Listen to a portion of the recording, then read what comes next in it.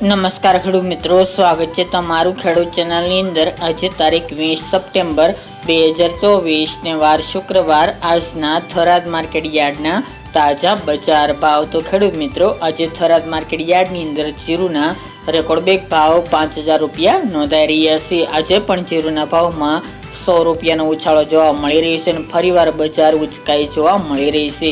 તો ચાલો ખેડૂત મિત્રો, આપણે જાણી લઈએ કે આજે રાયડો, જીરું અને અજમાના ભાવ શું ચાલી રહ્યા હતા।